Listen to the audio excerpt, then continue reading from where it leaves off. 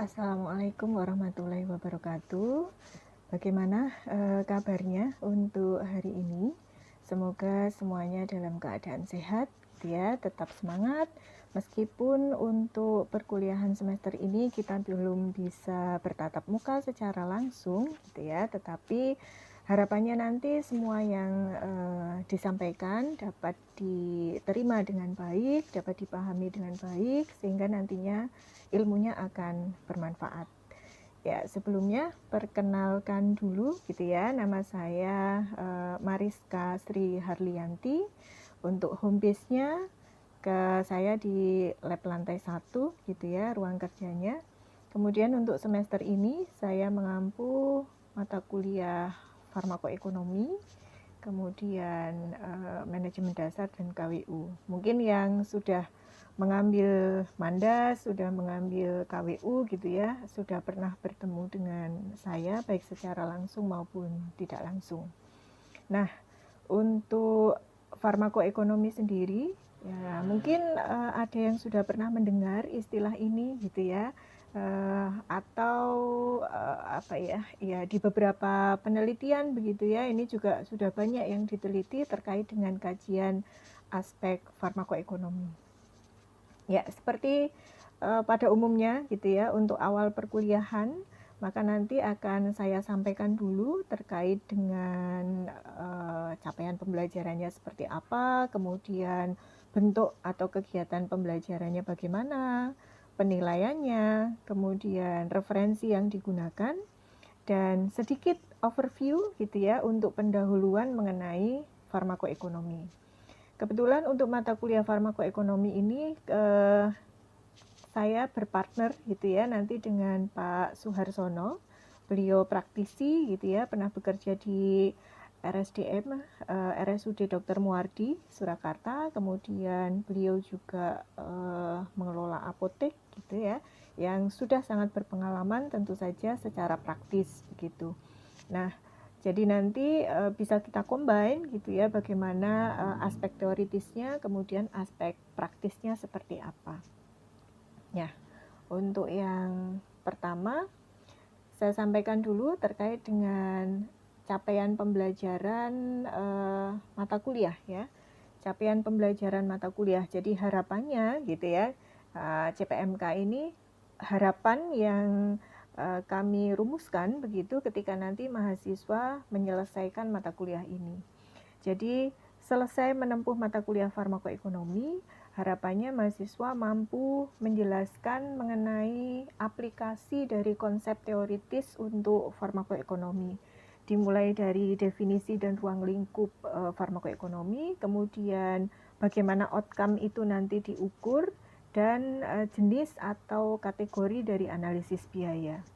Kemudian yang kedua, selain menjelaskan, jadi ini grade-nya atau levelnya adalah pada knowledge ya, jadi bagaimana pemahaman teman-teman mahasiswa terkait dengan farmakoekonomi itu sendiri. Kemudian yang kedua adalah mampu mengaplikasikan. Jadi harapannya ini nanti memberikan gambaran begitu kira-kira bagaimana sih aplikasinya di dalam praktek kefarmasian utamanya begitu. Jadi kalau secara umum gitu ya, secara umum sebenarnya ada beberapa hal termasuk nanti yang di CBA mungkin ya, ini bisa dipakai untuk tidak hanya di bidang kesehatan begitu. Tetapi kalau yang lain memang ranahnya adalah bidang kesehatan. Jadi terkait dengan aplikasi analisis biaya. Nah, nanti beberapa analisis biaya yang akan kita pelajari itu ada CMA, Cost Minimization Analysis, kemudian ada CEA, Cost Effectiveness Analysis, kemudian ada analisis keputusan, kemudian CBA, Cost Benefit Analysis, kemudian CUA gitu ya, Cost Utility Analysis, dan yang terakhir adalah Health Related Quality of Life. Jadi bagaimana pengukuran kualitas hidup ini nanti kaitannya ketika kita akan mengukur cost utility analysis. Ya, jadi itu adalah tujuan dari pembelajaran mata kuliah ini. Kemudian untuk rencana pembelajarannya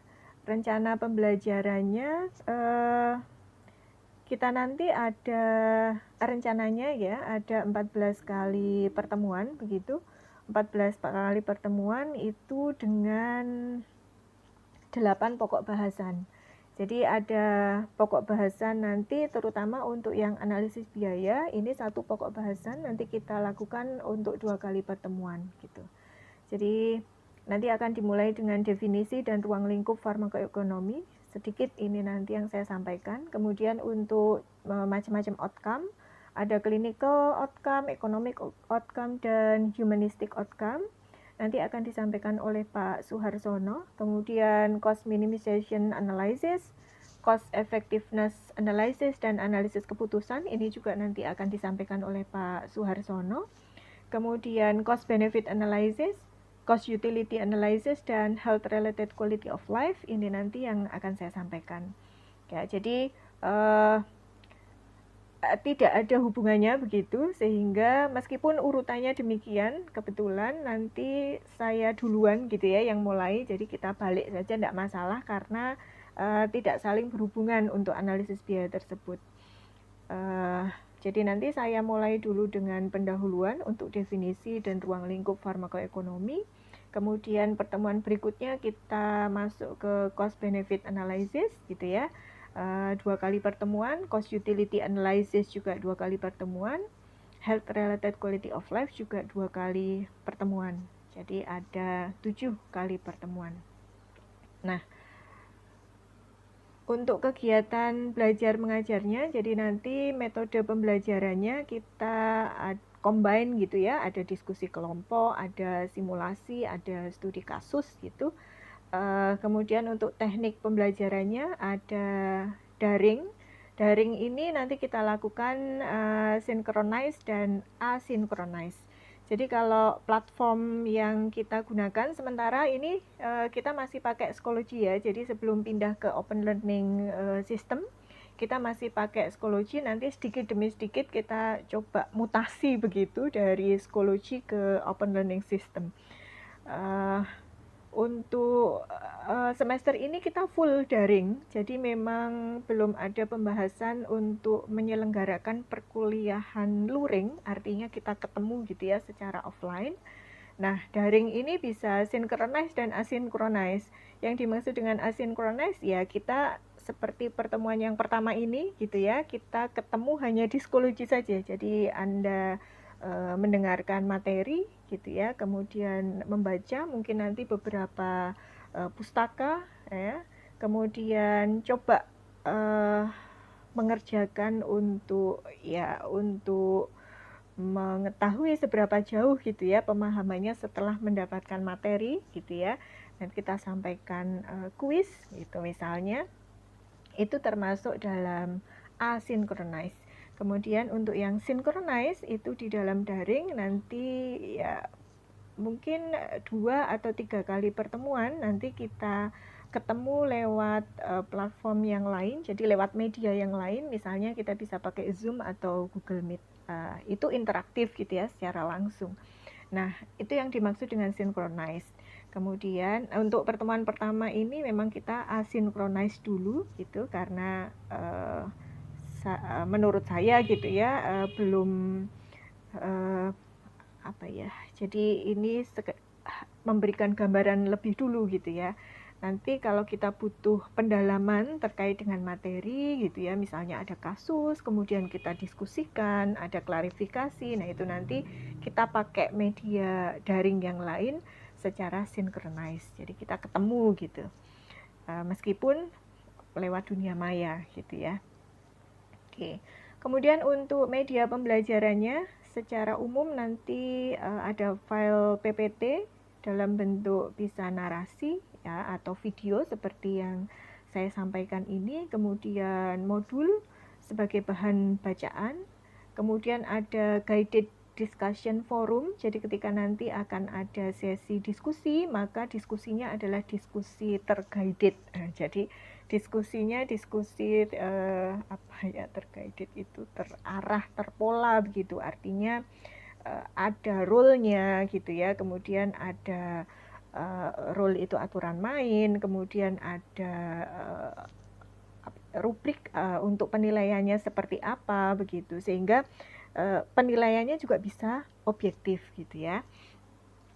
Itu untuk media pembelajaran. Kemudian penilaian akhir jadi lewat tes tertulis dan partisipasi. Ya, jadi karena keterbatasannya untuk kuliah daring ini kan dalam hal partisipasi sebenarnya ya. Kita semua sudah sama-sama tahulah begitu. Seperti apa partisipasi mahasiswa begitu ya di dalam perkuliahan daring. Karena kalau saya pribadi mengikuti webinar begitu juga ya posisinya kan sama seperti jenengan semua ketika berperan sebagai mahasiswa dan mendengarkan materi yang disampaikan oleh dosen gitu. Jadi harapannya dengan partisipasi ini meskipun materi tidak disampaikan secara langsung gitu ya, secara tatap muka ketemu gitu ya, harapannya materi yang disampaikan nanti bisa diterima dengan baik begitu, sehingga ya minimal memang harus berpartisipasi. Ya selama ini item penilaian untuk presensi kan memang kalau saya sih selama ini tidak ada begitu, tapi kalau lewat daring ini saya rasa perlu gitu ya, bagaimana partisipasi ini akan memegang peranan penting begitu terhadap penerimaan dari materi. Kemudian selain partisipasi juga ada tes tertulis dalam bentuk UAS, UTS gitu ya untuk materi saya nanti. Kemudian untuk Pak Suharsono nanti UAS. Penugasannya ada beberapa macam gitu, ada quiz, ada assignment. Assignment ini karena analisis biaya ini sudah banyak penelitiannya dan memang concernnya adalah di sana gitu ya untuk aplikasinya, maka ya nanti beberapa artikel jurnal akan coba sama-sama kita lihat, kita cermati begitu terkait dengan aplikasi atau pemanfaatan penelitian atau kajian di farmakoekonomi gitu ya di bidang kesehatan. Ya, itu untuk kegiatan belajar mengajar yang akan kita lakukan gitu ya bersama-sama melalui daring. Nah, untuk full daring ini kalau saya biasanya materi itu tidak saya batasi, forum diskusi juga tidak saya batasi. Maksud saya ini, jadwal kita kan jam 10.20 sampai jam 12, kemudian kelas berikutnya adalah jam 13 sampai 14.40 gitu ya. Artinya materi itu bisa diakses kapanpun gitu ya, kapanpun. Kemudian untuk kuis ini biasanya yang saya batasi 24 jam begitu, diskusi juga demikian. Tetapi kalau materi silahkan mau diakses kapan saja bisa. Jadi sebenarnya daring yang asynchronous ini kita lebih fleksibel dalam hal waktu atau timing begitu. Tetapi memang kalau tidak ditepati sesuai jadwal, maka ya tentu saja akan mempengaruhi kegiatan yang lain begitu. Jadi nanti harapannya gitu ya, semoga bisa tepat waktu untuk proses pembelajarannya, meskipun itu secara daring. Ya, itu untuk kegiatan belajar mengajarnya. Kemudian referensi yang digunakan ada beberapa gitu ya. Jadi ada pedoman penerapan untuk kajian farmakoekonomi ini dalam bahasa Indonesia karena yang mengeluarkan adalah Kemenkes RI. Kemudian ada farmakoekonomi prinsip dan metodologi ini dalam bentuk buku. Jadi hard copy gitu ya. Yulia Trisna ini aplikasi farmakoekonomi ini merupakan artikel yang ada di IAI, Ikatan Apoteker Indonesia, jadi bisa diakses juga secara daring gitu ya nanti. Kemudian dari CDC, Center of Disease Control and Prevention, ada beberapa chapter terkait dengan analisis biaya begitu ya di dalam public health. Nanti ada beberapa chapter yang saya ambil dari sana. Kemudian ada Raskati. Raskati ini untuk teori dasar. Jadi pedoman penerapan kajian farmakoekonomi, kemudian farmakoekonomi prinsip dan metodologi, ini sumbernya adalah dari Raskati dan satu lagi dari Budman. Cuman untuk yang Budman saya memang belum dapat PDF-nya. Kalau yang Raskati ini sudah, jadi nanti mungkin bisa kita share ya. Meskipun saya nggak yakin karena Raskati ini ada 300 halaman dan dalam bahasa Inggris. Tampaknya lebih enak membaca yang dari Kemenkes atau punyanya Bu Trimurti Andayani gitu. Dan itu sudah ringkas gitu ya, artinya tidak perlu 2 kali kerja. Nah, untuk referensi lain silahkan saja gitu ya, tidak menutup kemungkinan, silahkan sepanjang itu valid ya. Valid itu berarti bisa dipertanggungjawabkan gitu. Nanti biasanya akan muncul ketika sesi diskusi. Nah, harapannya ketika diskusi nanti bisa berperan aktif gitu ya, sehingga wawasannya itu terbuka gitu. Artinya ini kan sudah semester 7 ya, jadi apa ya, cara berpikirnya harus sudah mulai berubah. Jadi tidak hanya sekedar oke, saya terima gitu ya, oh iya baik gitu, tapi harus ada rasa curious, jadi harus ada rasa ingin tahu gitu, terutama nanti terkait dengan aplikasinya gitu ya. Kalau konsep teoritis itu kan tidak berubah ya dari tahun 60-an atau bahkan kurang sampai sekarang. Selama belum ada teori lain yang mematahkan, maka secara teoritis itu akan sama begitu. Tetapi kalau aplikasinya ini yang berkembang atau berubah. Ya, itu terkait dengan referensi. Nah, berikutnya ini kita masuk di pendahuluan ya. Jadi pertama selalu diawali dengan mengapa begitu ya? Mengapa kita perlu mempelajari terkait dengan farmakoekonomi? Ya, sebelum kita lihat definisinya. Kalau mungkin dari katanya, ya dari kata penyusunnya kita sudah bisa menerka begitu ya, meskipun mungkin tidak pasti gitu. Sudah bisa menerka bahwa yang namanya farmakoekonomi, farmasi itu terkait dengan obat-obatan gitu ya. Farmasi, kemudian ekonomi itu ya kaitannya dengan uang begitu ya. Ya, jadi secara umum bahwa yang namanya studi atau kajian farmakoekonomi itu combine gitu, menggabungkan antara aspek pengobatan dan aspek ekonomi. Lalu pertanyaannya kan mengapa gitu ya kita harus melakukan kajian terhadap farmakoekonomi. Jadi ada beberapa pandangan gitu ya.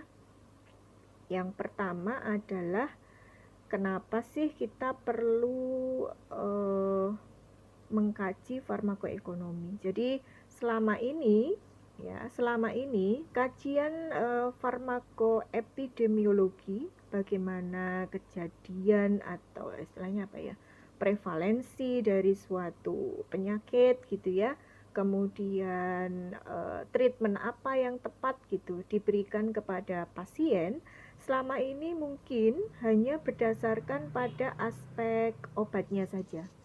Jadi apakah obat itu efektif, apakah obat itu aman ya. Jadi efikasi dan safety itu yang banyak dibahas gitu. Jadi yang penting dia efektif dan aman, maka oke lah bisa diberikan kepada pasien tersebut. Nah, tetapi seiring dengan perkembangan zaman gitu ya, bahwa ya fenomenanya ini sangat berubah gitu. Maksudnya gini, dulu beberapa dekade yang lalu, orang yang sakit itu biasanya adalah orang yang usianya sudah tua, betul atau tidak? Jadi usia produktif itu jarang gitu yang terkena penyakit. Sedangkan sekarang ini ya luar biasa gitu ya, di atas 30 tahun itu sudah banyak warningnya gitu ya, bahwa harus segera cek, harus segera secara dini ini harus segera diidentifikasi gitu, apakah ada penyakit terutama yang degeneratif atau tidak. Nah, perkembangan penyakit gitu ya, kemudian banyaknya usia lansia yang juga membutuhkan intervensi untuk pengobatan gitu, tentu saja ini akan membuat dampak gitu ya secara ekonomi di masyarakat gitu ya, karena kebutuhan akan obat akan menjadi lebih besar. Nah, kebutuhan obat ini karena obat ini harus dibeli dengan uang, maka secara ekonomi juga akan menjadi lebih besar juga. Sementara negara kita tuh punya keterbatasan gitu ya terkait dengan sumber daya, ya, baik itu dari aspek kapital ya, dari aspek kapital maupun dari aspek produknya itu sendiri. Sehingga harus dilakukan assessment atau harus dilakukan penilaian. Sekarang itu kita mulai melihat dari dua sisi. Jadi kalau mau milih obat itu tidak hanya dilihat bahwa oh ini aman, ini efektif. Efektif itu berarti kan sangat manjur gitu ya. Dan ini aman. Grade atau level toksisitasnya itu sangat tinggi, LD50-nya tinggi misalnya demikian. Tetapi juga harus mempertimbangkan aspek biaya. Karena keterbatasan sumber daya ini, ya mungkin kalau kaya raya terus menerus begitu ya, konotasinya kan demikian. Kalau kita punya uang sampai berapa turunan begitu, kita tidak akan memperhitungkan nih aspek ekonominya. Yang penting kan cepat sembuh, kemudian obatnya aman gitu ya, tidak toksik. Tetapi karena ada burden, ada batasan, limitation terhadap segi biaya, maka perlu dikaji ya, mana yang efektif, mana yang safety, tetapi juga ekonomis. Ya. Sehingga kalau kita lihat di sini adalah bagaimana intervensi itu dipilih, itu ya karena tadi adanya beberapa keterbatasan gitu. Sehingga pengambil kebijakan atau decision maker gitu ya, mau memutuskan sesuatu itu sekarang tidak hanya berdasarkan pada aspek safety dan efikasi saja, tetapi juga aspek ekonomiknya gitu ya. Nah, dengan adanya economic valuation atau dengan adanya analisis biaya, ini sebenarnya kita pengen memaksimalkan outcome, tetapi kita pengen meminimalkan cost atau biaya. Sehingga tadi yang dilihat adalah dua aspek. Aspek outcome, aspek efikasinya, aspek safety-nya, tetapi juga aspek biayanya gitu. Nah, ini menjadi sesuatu yang sulit begitu bagi pengambil keputusan karena keterbatasan itu tadi, ada keterbatasan biaya, keterbatasan SDM gitu ya. Mungkin kalau yang bawah ini lebih jelas nih. Nah, sehingga perlu adanya analisis biaya. Nah, di sini ada ini basic pharmacoeconomic equation. Jadi yang dimaksud dengan pharmacoeconomic itu ya menggabungkan antara cost itu biaya, kemudian Rx itu terapi dan outcome. Yaitu yang disebut dengan equation atau persamaan di dalam farmakoekonomi. Sehingga kita pasti akan melihat dari dua sisi, kecuali nanti untuk yang CMA ya. Jadi itu terkait dengan aspek ya kenapa kita perlu analisis biaya gitu ya.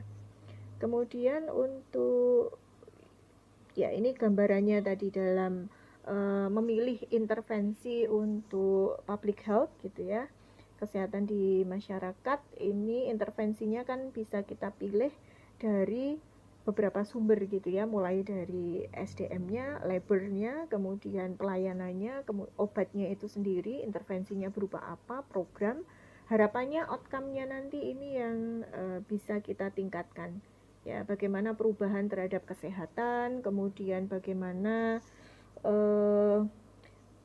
pencegahan terhadap kasus baru itu bisa dilakukan atau disability itu bisa dicegah gitu ya karena suatu penyakit. Nah, ini kan butuh intervensi. Tetapi intervensi ini juga harus diperhitungkan gitu dari sisi ekonominya. Sehingga di dalam farmakoekonomi ya ini ya terkait dengan persamaannya itu pasti ada aspek biaya, aspek terapi, dan aspek outcome gitu ya. Jadi sekali lagi dalam kita memilih suatu intervensi, dalam hal ini bisa obat, bisa program, itu yang diperhatikan tidak hanya dari sisi efikasi dan safety-nya saja, tetapi juga sekarang ada satu lagi gitu ya terkait dengan aspek ekonominya. Sehingga nanti harapannya outcome-nya itu bisa maksimal tetapi dengan biaya yang minimal. Yaitu poin dari kajian farmakoekonomi. Oke, kemudian ya ini terkait dengan definisi gitu ya. Setelah kita lihat tadi background-nya, kenapa sih kok farmakoekonomi itu muncul gitu ya? Ilmu ini kok ada gitu. Ya, karena tadi ya sudah dibahas di depan adanya keterbatasan sumber daya, kemudian burden, limitation dari masing-masing masyarakat juga akan berbeda untuk aspek ekonomi, sehingga harapannya nanti pengobatan yang rasional itu tidak hanya mempertimbangkan aspek efikasi dan safety, tetapi juga ada aspek ekonominya di sana.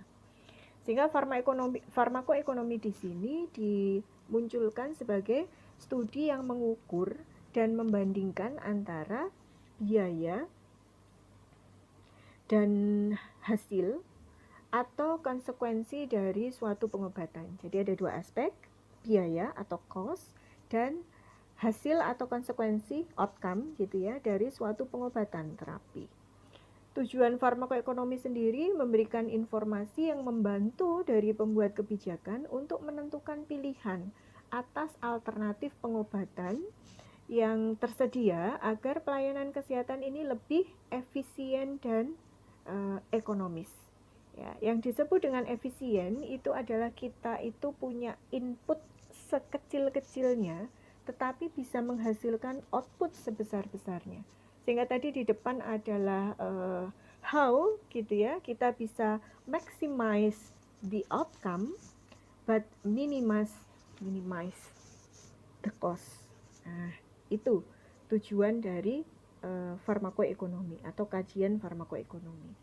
Nah, aplikasinya nanti kita bisa lihat ada skala mikro, ada skala makro gitu ya. Untuk yang skala mikro ini misalnya menentukan pilihan terapi pada pasien dengan penyakit tertentu. Jadi ada pasien DM, pilihan obatnya ada A, B, C. Nah, ini kita coba kaji nih perbandingannya seperti apa gitu ya antara obat A, B, dan C. Sehingga nanti bisa diperoleh, oh ternyata yang paling cost efektif misalnya itu adalah obat A. Kemudian untuk yang makro ini lebih luas lagi, jadi bagaimana obat itu dimasukkan di dalam obat yang bisa disubsidi oleh pemerintah dan masuk di dalam formularium. Jadi gambarannya, obat yang disubsidi pemerintah itu kan tentu saja memperhitungkan kemampuan secara ekonomi dari pemerintah itu sendiri. Karena obat subsidi itu tidak akan dibayar oleh masyarakat. Jadi kita harus lihat nih, pemerintah mampu atau tidak membeli obat tersebut untuk diberikan kepada masyarakat secara cuma-cuma kan gitu, yang disebut dengan obat subsidi atau obat hibah gitu ya. Nanti ada beberapa istilah begitu. Kemudian obat-obat yang masuk dalam formularium. Nah, ini mungkin ada yang sudah pernah mendengar gitu ya. Jadi formularium itu adalah sekumpulan obat. Ya, mungkin ada beberapa yang sudah pernah membaca atau melihat ISO, informasi spesialit obat. Ya, isinya kan ada yang berdasarkan klasifikasi penyakit gitu ya atau sistem organ misalnya. Untuk infeksi, obatnya apa saja gitu. Nah, formularium itu juga demikian. Ya. Jadi formularium nasional itu untuk yang BPJS, kemudian formularium rumah sakit ini kebijakan di tiap rumah sakit biasanya juga mengadop dari formularium nasional untuk BPJS. Nah, obat-obat apa saja yang bisa masuk ke sana ini harus dikaji dulu secara farmakoekonomi. Jadi tidak hanya dilihat bahwa oh ini obat sangat bagus efikasinya, kemudian sangat aman begitu. Coba tanya, bagaimana dengan aspek ekonominya kan begitu? Ekonomis atau tidak gitu kan? Ya, pemerintah kan tentu saja tidak mau gitu ya beban dari pelayanan kesehatan ini, uh, karena kalau pemerintah itu kan kita bayangannya ya, pemerintah itu kan banyak yang pos untuk biaya itu kan banyak. Kesehatan ini salah satu yang posnya besar ya, selain pendidikan. Nah, kalau tidak ada kajian tersebut, maka ya bisa jadi nanti nggak apa ya, aspek yang lain menjadi dikorbankan begitu, karena untuk membeli obat yang mahal-mahal misalnya. Meskipun sebenarnya ada pilihan lain gitu ya, yang lebih ekonomis tetapi safety juga oke, efikasinya juga oke ya. Itu yang dimaksud dengan obat di dalam formularium. Jadi ini kebijakan dari pemerintah gitu kan, obat apa yang dimasukkan di formularium, maka harus dilihat nih resource-nya gitu, resources-nya ya, apakah pemerintah ini mampu atau tidak kan gitu. Kemudian ya dapat juga digunakan untuk mengkaji ini manfaat pelayanan farmasi klinik secara ekonomis. Ya, untuk aspek pelayanan farmasi klinis ini nanti bisa dilihat ya di Permenkes nomor 72 dan 73 tahun 2016. Ini adalah standar pelayanan kefarmasian baik itu di rumah sakit maupun di apotek. Jadi aspek pelayanan farmasi klinis itu ada macam-macam gitu ya, termasuk di dalamnya misalnya konseling gitu ya, PIO, pelayanan informasi obat. Nah ini ketika pelayanan itu akan dikerjakan, untuk mengerjakan suatu program itu kan butuh biaya. Nah kira-kira program itu nantinya bisa diteruskan atau tidak, baik secara ekonomis maupun kita lihat outcome-nya kan gitu ya. Nah ini yang dimaksud dengan kajian terhadap manfaat pelayanan farmasi klinik. Nanti kita mungkin bisa lihat kalau ini banyak di CBA nanti ya, cost benefit analysis ini akan banyak beberapa pelayanan kesehatan itu apakah dia cost beneficial atau tidak, istilahnya demikian.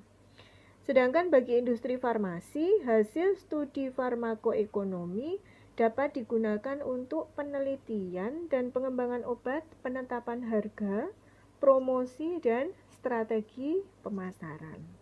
Kenapa bisa demikian? Ya, terutama untuk menetapkan harga.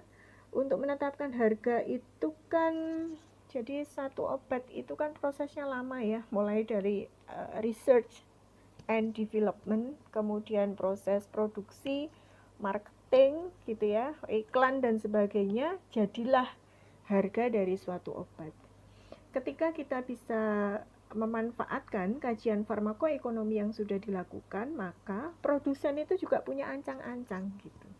Kalau misalnya saya memproduksi obat, cost-nya tinggi, maka harganya juga akan tinggi. Kira-kira bisa nggak bersaing dengan obat lain dengan efikasi sepadan, tetapi harganya lebih murah?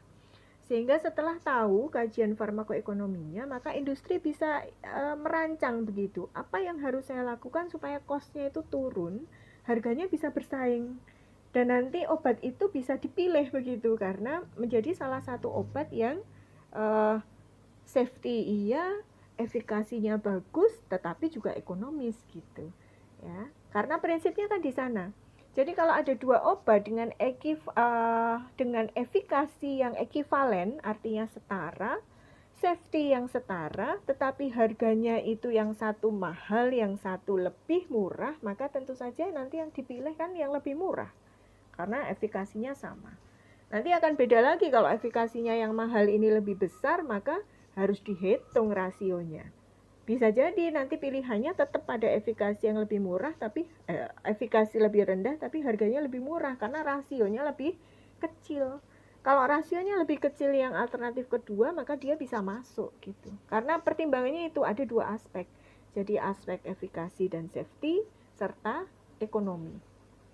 Ya, jadi kita tidak bisa melihat hanya dari wah ini efeknya paling bagus nih, berarti ini aja deh yang dipilih. Lihat dulu dong harganya bagaimana kan gitu. Kalau ada yang lebih murah ya, dengan efikasi sepadan, maka tentu saja kan pilih yang itu. Nah, itu bagi industri farmasi sangat-sangat bermanfaat. Jadi dia bisa merancang gitu ya, research and development-nya apa yang harus dilakukan. Perlu nggak sampai melibatkan misalnya gitu ya, kerjasama dengan negara asing, atau labnya pakai lab yang nomor 1 di Eropa misalnya, tetapi biayanya kan tinggi. Harganya pasti nanti akan jadi tinggi juga gitu ya. Bisa atau tidak bersaing di sana. Ya, jadi kajian farmakoekonomi itu tidak hanya pada farmasi praktis, artinya yang kelihatan gitu ya, misalnya di rumah sakit dengan pengobatannya, di apotek dengan pelayanannya gitu ya, tetapi juga di industri farmasi. Ya, jadi itu untuk apa namanya, beberapa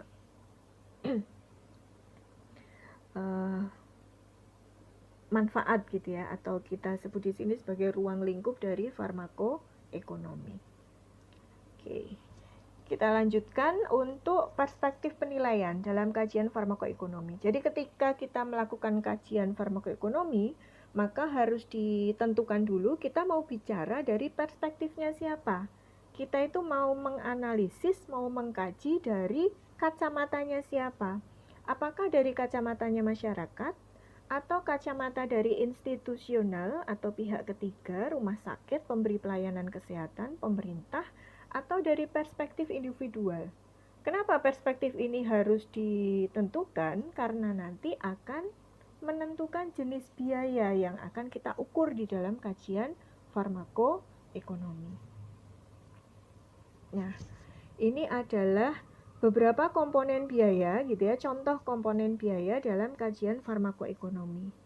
Jadi kalau kita lihat di sini, komponen biaya itu ada biaya medis langsung, biaya non-medis tidak langsung, dan biaya tidak langsung. Nanti juga ada biaya intangible atau biaya nirlaba. Kalau kita lihat, biaya medis langsung itu adalah biaya yang harus dikeluarkan yang terkait dengan outcome secara langsung. Misalnya adalah biaya pelayanan kesehatan. Biaya pelayanan kesehatan itu misalnya biaya perawat gitu ya, biaya tindakan, itu kan yang berkaitan langsung dengan outcome-nya.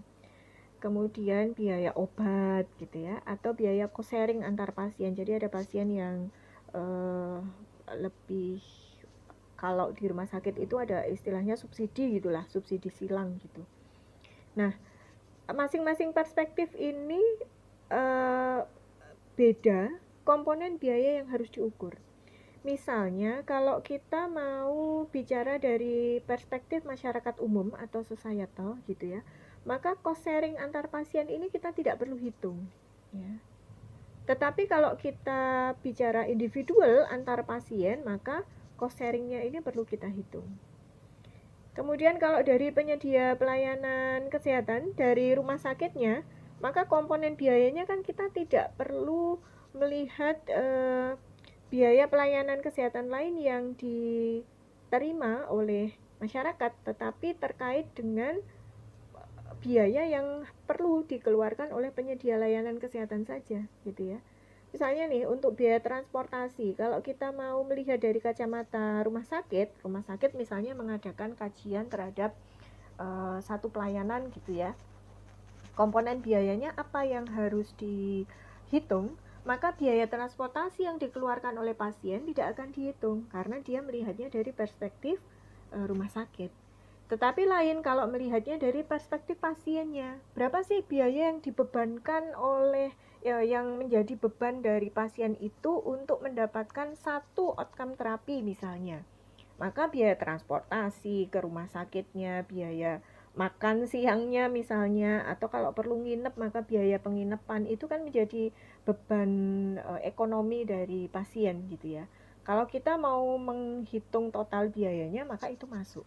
Tetapi kalau dari pihak rumah sakit kan ya rumah sakit apa namanya? Istilahnya kan tidak peduli dalam tanda kutip ya, itu bukan beban rumah sakit tetapi menjadi beban individual. Demikian juga dari pihak ketiga. Pihak ketiga itu misalnya asuransi gitu ya. Kenapa asuransi butuh analisis farmakoekonomi? Ya, era sekarang, era inasi bijis gitu istilahnya. Ini kan per kapita ya, kapitasi. Jadi satu orang itu mempunyai hak untuk mendapatkan perawatan itu berapa rupiah selama berapa hari, itu kan nominalnya. Nah, dari mana dia dapat berapa rupiahnya? Ya dari kajian farmakoekonomi. Misalnya untuk kasus demam tifoid, berapa sih biaya yang dibutuhkan, berapa sih lama rawat inapnya gitu ya. Nah, sehingga plafon itu masuk dalam BPJS nih, jatahnya sekian, misalnya 1 juta. Kalau lebih ya berarti lebihannya yang dibayar gitu istilahnya, istilah gampangnya demikian. Nah, biaya yang di-cover oleh BPJS itu kan hanya biaya pelayanan kesehatan saja gitu ya. Baik itu langsung ataupun baik itu medis maupun non medis. Artinya biaya transportasi gitu kan tidak menjadi hitungan di plafon itu gitu. Jadi nggak bisa kita ngeklaim tadi saya naik kereta nih ke sini gitu ya, nggak diklaim oleh BPJS, ya enggak lah. Logika berpikirnya demikian. Sehingga kita harus menentukan dulu nih, kita mau bicara dari kacamatanya siapa. Sehingga tahu jenis biayanya apa saja nanti yang harus dihitung. Ya, jadi ini menjadi penting ketika kita menentukan perspektif untuk kajian farmakoekonomi. Nah, ini tadi untuk macam-macam biayanya gitu ya. Ada biaya medik langsung atau direct medical cost, terkait dengan biaya pengobatan, biaya obat, biaya monitoring, biaya administrasi terapi, jadi biaya nyuntik itu berapa. Kalau nggak disuntik kan nanti nggak bisa sembuh, misalnya demikian ya. Jadi logika berpikirnya demikian. Yang disebut dengan direct medical cost itu adalah biaya yang langsung berhubungan dengan outcome-nya. Obat, kalau nggak dikasih obat kan ya outcome-nya mana bisa diukur gitu ya, sembuh atau tidak gitu. Itu direct medical cost. Kemudian yang kedua adalah direct non medical cost. Jadi biaya langsung tetapi dia masuk non medik. Ya, misalnya tadi biaya transportasi ke rumah sakit gitu ya. Kemudian kalau misalnya harus nginep maka ada biaya penginapan gitu. Kemudian biaya tidak langsung atau indirect cost. Ini misalnya biaya produktivitas yang hilang. Jadi kalau nggak masuk kerja gitu ya, berapa biaya produktivitas yang hilang karena sakitnya itu. Nah, itu dimasuk dalam indirect cost. Kemudian yang terakhir adalah intangible cost atau biaya nirwujud. Ini adalah biaya tak teraba atau biaya apa ya istilahnya, intangible ya. Kenapa disebut intangible? Contohnya adalah biaya atas rasa nyeri, lemah, cemas, depresi yang dialami oleh pasien ketika dia mendapatkan pengobatan atau karena dia mengalami penyakitnya itu. Disebut intangible ya karena kan gimana cara merupiahkannya gitu ya, seberapa sakit itu berapa puluh ribu misalnya. Nah, ini sehingga disebut sebagai biaya intangible. Terus gimana nanti ngukurnya? Nanti ada pendekatannya untuk mengukur biaya intangible ini. Jadi istilahnya adalah berdasarkan preferensi pasien. Ya, jadi ada pendekatan yang disebut dengan, nanti kita lihat di CPA ya. Ada yang disebut dengan willingness to pay. Ini bisa mengukur berapa biaya yang kompensasi dari pasien gitu ya untuk rasa nyeri yang dialami, rasa lemah, cemas, gelisah, kemudian ya mungkin sampai depresi karena lama penyakitnya, pengobatannya lama dan seterusnya. Ya, itu yang dimaksud dengan biaya intangible. Jadi memang nggak kelihatan bahwa oh ini sekian rupiah begitu ya, tidak. Oke. Kemudian untuk kajian farmakoekonomi perlu kita bahas juga terkait dengan discounting atau penyesuaian nilai mata uang. Kenapa ini perlu penyesuaian? Ya misalnya nanti kalau Anda baca artikel nih, biaya per 1% efektivitas untuk pasien DM adalah 300.000 misalnya. Itu tahun berapa penelitiannya? Kalau kita mau gunakan penelitian itu di tahun sekarang, nilai mata uangnya itu kan sudah berubah. Uangnya sama, nilainya yang berubah. Betul atau tidak? Ya. Mungkin ya gampangnya kita bisa lihat lah. Jenengan kan sebelum menjadi mahasiswa itu kan pernah SD ya. SD, SMP, SMA. Ya, dulu naik angkot, naik kendaraan umum itu bayarnya berapa? Terus sekarang itu bayarnya berapa? Jadi nilai dulu yang misalnya 500 gitu ya. Oh, ekstrim ya, kalau 500 itu zaman saya ya. Zaman saya itu naik bis dari hmm, Karanganyar ke UNS itu 500 rupiah. Sekarang saya nggak tahu berapa bayarnya, mungkin 5.000 ya. Nah, kalau hasil penelitian yang dulu bahwa oh ini loh biaya transportasi itu 500, bisa nggak kita pakai itu biaya 500 sekarang? Tidak. 500 itu sekarang sudah dipres nilainya. Jadi nilainya sudah berkurang sehingga harganya kelihatannya menjadi lebih mahal. Oh, sekarang lebih mahal ya, naik bis sekarang 5.000 misalnya. Dulu padahal 500 loh. Itu bukan karena lebih mahal, karena nilai 500-nya dipres, nilai 500-nya turun gitu. Sehingga 500 zaman dulu di tahun 99 kalau zaman saya, sekarang itu sudah tinggal berapa kan gitu ya. Nah, jadi kenaikan harga itu bukan semata-mata karena apa? Karena harganya berubah, tidak. Kalau mau kita hitung NPV-nya sebenarnya nilainya itu sama gitu, cuman karena nilai mata uangnya dipres, terjadi penurunan, maka menjadi lebih mahal gitu. Kalau kita bandingkan demikian. Ya, sehingga ketika nanti misalnya jenengan baca artikel gitu ya terkait dengan aspek farmakoekonomi di mana di situ ada biaya dalam satuan moneter itu, entah itu rupiah, entah dolar, entah ringgit atau apa saja, lihat tahunnya gitu. Jadi nggak bisa kita kita adopt begitu saja bahwa oh dulu itu biayanya sekian loh. Kita pengen tahu nih kalau biayanya itu sekarang berapa gitu. Tidak bisa disamakan. Itu harus di discounting dulu. Dulu itu berapa, dia nilainya pasti akan dipres. Ya, nggak bisa langsung kita adopt begitu saja. Nah, bagaimana cara menghitungnya? Jadi sebenarnya mungkin nanti kalau Anda baca lebih lanjut ada beberapa cara gitu ya. Ini saya ambil dari Raskati gitu, bagaimana menghitung discounting atau menyesuaikan nilai mata uang.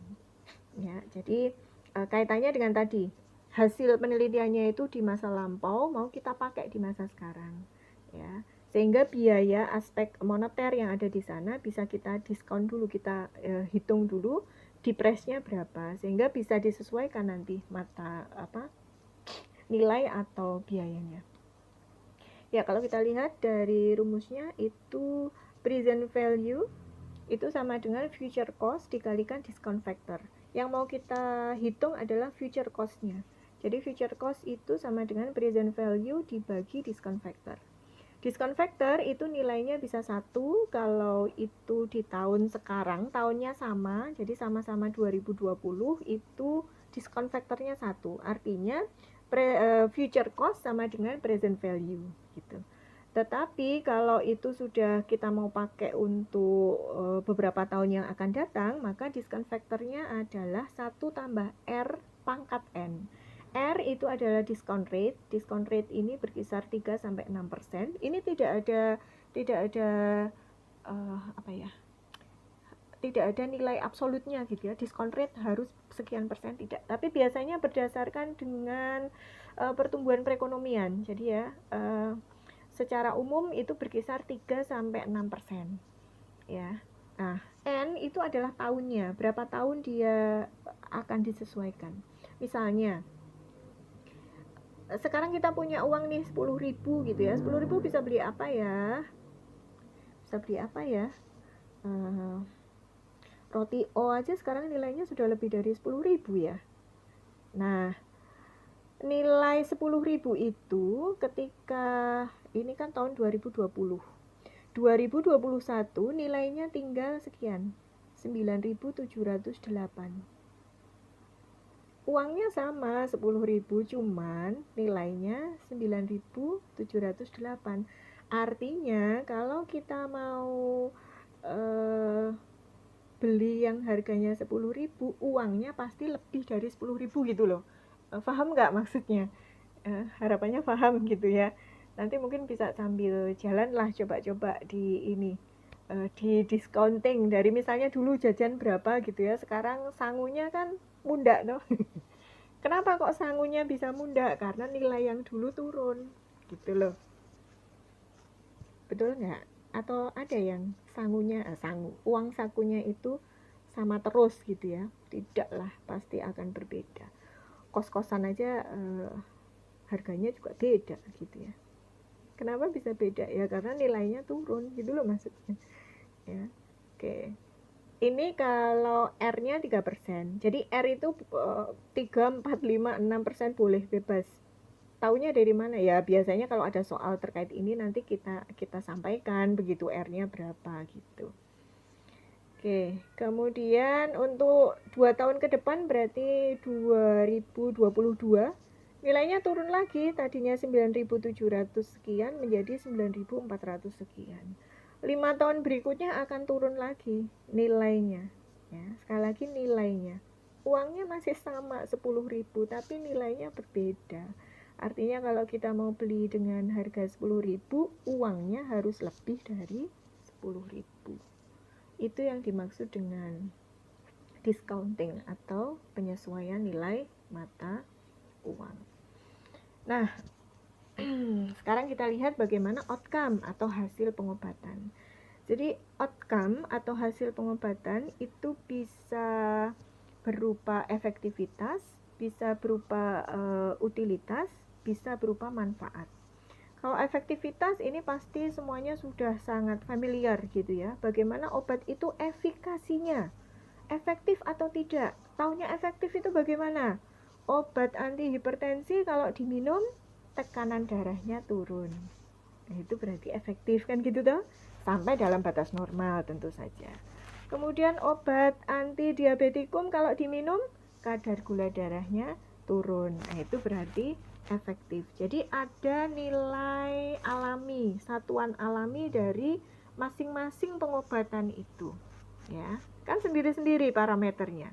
Infeksi misalnya, taunya antibiotik itu efektif atau tidak? Kadar leukositnya turun. Gitu ya, atau kembali ke batas normal. Suhu badannya turun misalnya karena salah satu tanda infeksi adalah suhu tubuhnya yang tinggi di atas 37,5 atau 0,6. Ketika itu sudah kembali di sana, bisa kita sampaikan bahwa oh ini efektif gitu ya, hasil pengobatan atau outcome-nya itu ada gitu. Jadi berdasarkan satuan alaminya. Itu untuk efektivitas. Kemudian untuk utilitas. Utilitas ini merujuk pada tambahan usia yang dapat dinikmati pasien dalam keadaan sehat sempurna yang disebabkan oleh pengobatan tertentu. Satuannya biasanya untuk CUA, utilitas ini nanti kita gunakan dalam cost utility analysis. Satuannya adalah QALY, Quality Adjusted Life Year, atau jumlah tahun yang disesuaikan. Gambarannya bahwa ini biasanya untuk penyakit yang kronis ya. Jadi pasien dengan penyakit kronis itu outcome atau hasil pengobatannya tidak dilihat hanya semata-mata dari efektivitasnya saja, tetapi juga dilihat dari utilitasnya. Bagaimana dia itu bisa menjalankan fungsi kesehatannya secara sempurna. Misalnya untuk pasien kanker dengan kemoterapi, taunya efektif atau tidak dari mana? Misalnya, sel kanker atau ukuran tumornya menjadi mengecil. Sel kanker penyebarannya menjadi terhenti, terhambat atau menyempit, misalnya demikian. Itu efektivitasnya. Parameter lainnya dari data lab apa yang bisa dicek? Itu terkait efektivitas. Kemudian untuk utility-nya, bagaimana pasien itu bisa hidup sempurna itu berarti secara physically and psychologically. Jadi secara fisik itu dia bisa beraktivitas, secara psikologis juga dia bisa memanage dirinya gitu. Ya, kita tahu bahwa penyakit kanker setelah kemoterapi itu efek sampingnya kan sangat luar biasa. Apakah pasien itu mengalami depresi atau tidak atas penyakitnya? Ya, bisa saja efektif, tetapi secara utility dia secara apa ya, kehidupan mentalnya dia tidak bagus ya. Jadi salah satu outcome itu bisa dari utility-nya, bagaimana kesehatan mentalnya, apakah dia mengalami depresi atau tidak selama kemoterapi ya. Itu yang disebut dengan utilitas. Kemudian untuk manfaat atau benefit ini terkait dengan individual perspektif sebenarnya ya, atau individual preference. Bagaimana kepuasan yang diperoleh dari pasien gitu ya terhadap satu pengobatan, atau kalau dari institusional perspektif itu terhadap suatu program ya. Kepuasannya seperti apa? Kemanfaatan dari program itu bisa diukur dari banyak aspek gitu. Salah satunya adalah kepuasan. Ya, itu terkait dengan outcome atau hasil pengobatan. Jadi nanti di masing-masing analisis biaya kita bisa lihat outcome yang diukur akan berbeda-beda gitu. Nah, ini nanti akan dibahas gitu ya selama 13 pertemuan ke depan terkait dengan metode analisis dalam kajian farmakoekonomi. Secara garis besar ini ada 4 metode. Ada MIP, analisis minimalisasi biaya atau CMA, kalau tadi di depan saya sampaikan, cost minimization analysis. Kemudian ada CEA, analisis efektivitas biaya, cost effectiveness analysis. Kemudian AUP, analisis utilitas biaya atau cost utility analysis. Dan AMP atau analisis manfaat biaya ya, cost benefit analysis. Perbedaannya apa? Kapan kita pakai CMA, kapan kita pakai CEA, kapan kita bisa pakai CUA, kapan kita bisa pakai CPA gitu ya. Kita harus tahu karakteristik dari analisisnya ya. Untuk CMA ini membandingkan antara dua intervensi yang sama atau setara, valuasinya dalam biaya ya. Kalau di Indonesia berarti satuannya adalah rupiah. Efikasinya dianggap setara. Jadi dalam CMA kita tidak mengukur efektivitas, hanya membandingkan biaya saja. Biasanya ini dipakai pada dua obat yang bioekivalen. Misalnya obat generik di pabrik A dengan obat generik di pabrik B. Sama-sama kaptopril 25 mg misalnya. Pabrik A dan pabrik B ini coba kita hitung ya, total biayanya berapa begitu yang dikeluarkan oleh pasien dalam satu waktu pengobatan. Nah ini kita bandingkan. Itu untuk yang CMA memang sangat simpel gitu ya, karena dianggap efikasinya sama, jadi kita tidak mengukur efektivitas. Kemudian kalau AEB atau CEA ini membandingkan antara dua atau lebih intervensi dengan satuan unit alamiah yang sama atau indikator kesehatan itu sama, valuasi biayanya di dalam rupiah. Jadi misalnya sama-sama anti hipertensi, sama-sama first line terapi, sama-sama digunakan untuk hipertensi stage 2 misalnya. Nah, kita bandingkan gitu. Yang dimaksud dengan hasil pengobatan dalam unit alamiahnya itu sama adalah demikian. Nggak bisa kita bandingkan obat anti diabetikum dengan obat anti hipertensi dalam CEA. Tidak bisa kita gunakan anti hipertensi, kita bandingkan anti hipertensi untuk crisis hypertension dengan hypertension stage 2 gitu, nggak bisa. Karena kan memang treatmentnya berbeda gitu ya, jadi itu bukan satu pilihan. Ya, jadi CEA itu bisa kita gunakan untuk dua atau lebih intervensi dengan posisi yang sama atau setara. Jadi misalnya kalau anti diabetikum ya sama-sama untuk DM tipe 2, misalnya demikian. Ya. Kita nggak bisa membandingkan antara insulin pure untuk yang DM tipe 1 karena insulin juga bisa dipakai untuk DM tipe 2 gitu kan sebenarnya. Jadi kita harus lihat karakteristik dari pasiennya juga seperti apa. Bisa atau tidak dibandingkan ya. Tuh. Kemudian untuk AUP analisis utilitas biaya atau cost utility analysis. Cost utility analysis ini outcome-nya yang diukur tadi sudah disinggung di depan gitu ya. Satuannya adalah QOLI. Jadi QOLI ini merupakan gabungan antara kualitas dan kuantitas, morbiditas dan mortalitas. Jadi bagaimana utilitasnya ya dikalikan dengan adjusted life year-nya, tambahan waktu pasien itu untuk hidup lebih lama atau perpanjangan waktu hidup, istilahnya demikian. Nah, itu outcome-nya jelas ya, QOLI. Jadi AUB ini nanti sedikit mirip dengan CEA, karena di CEA untuk parameter efektivitas juga bisa kita pakai QOLI gitu. Jadi kenapa hampir mirip nanti. Bisa kita ukur sebagai salah satu parameternya adalah kualitas hidup gitu maksudnya. Kemudian CBA, cost benefit analysis, ini merupakan analisis biaya yang bisa membandingkan dua intervensi yang tidak ada hubungannya sama sekali. Ini bisa. Jadi biasanya CBA itu dipakai untuk program yang lebih luas gitu ya. Misalnya rumah sakit butuh alat untuk CT scan, tapi juga butuh untuk biopsi misalnya. Ya, kita anggaplah dia belum punya gitu. Maka kita bisa bandingkan dua program itu, alat yang mau dibeli itu, mana yang akan dibeli lebih dulu. Kebetulan ada burden, ada limitation pada biaya. Ya, sekali lagi kalau tidak ada limitation pada biaya, wes mau beli apa aja kan boleh.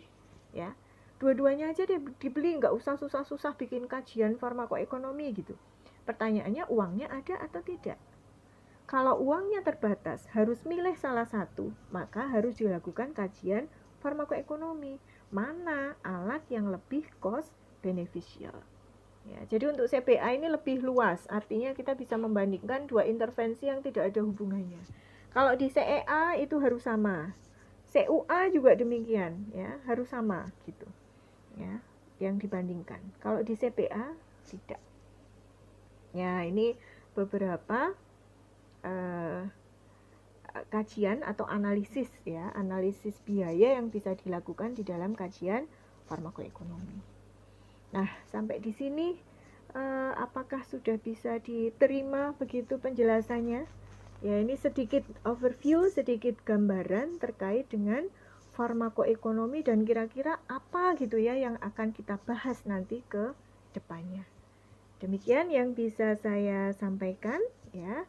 Sekali lagi semoga materinya bisa diterima dengan baik gitu ya. Mungkin nanti kita bisa ketemu di sesi diskusi jika masih ada pertanyaan terkait dengan pendahuluan gitu atau overview untuk materi perkuliahan di farmakoekonomi. Gitu ya. Selamat belajar, semoga ilmunya bermanfaat gitu ya. Sekali lagi tetap semangat, tetap menjaga kesehatan. Terima kasih. Assalamualaikum warahmatullahi wabarakatuh.